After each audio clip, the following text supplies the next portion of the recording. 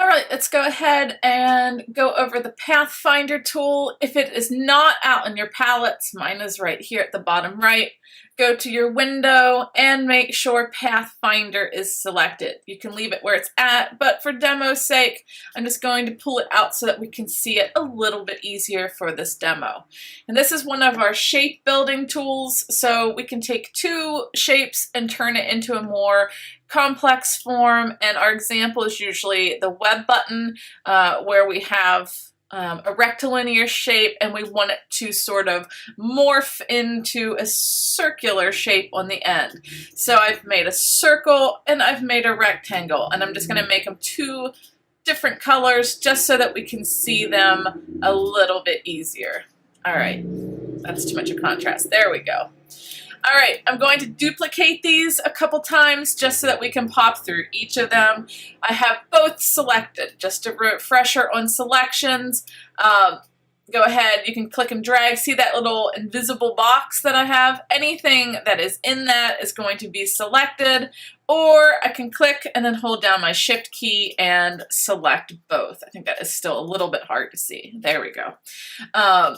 All right, so I have these pretty much where I want them, and I want them to be unified. I want them to be all one.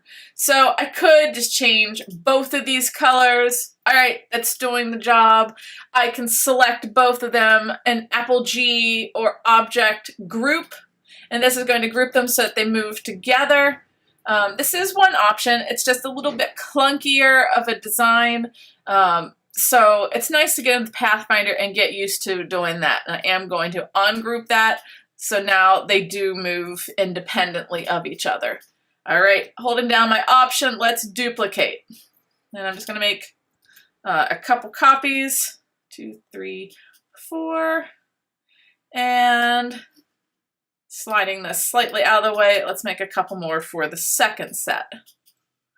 All right, I'm going to start with the first. I want this to be all one unit like we had over there with the group. I'm just going to select both, click on that first one, unite. Now I can change it to any color I want, and they are seen as one object. The next one is going to minus the front. If you just hover, if your tooltips are on, it'll tell you what it's doing, and it does have, little illustrations as their icons to make it easy to see. Minus front, so it's going to subtract what's on the front. The next one is going to be our intersect. So wherever our two shapes are intersecting, and when they're selected, you can see there is our intersect. The next one does something similar, but instead of the intersect, it knocks out the intersect and leaves the rest, so it excludes it. This next one is going to divide, so that if we deselect, click on our direct select, we can now see each of these as individual pieces. So anywhere there was an intersection, it is now separate particles, so to speak. Switching back to my regular select. Make sure you switch back to that regular select. Clicking on the next one, it's just going to trim it, so it got rid of that intersect line. The next one is going to merge. Looks pretty similar. The next one is going to crop. So we can still sort of see what's happening there, but it sort of creates a mask. Click on that next one. This is going to outline it, and I am going to put an outline on it so that you can see it. So there's our outline.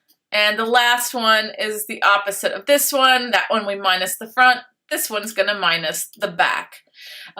So each of these are going to be really useful when you start building shapes more.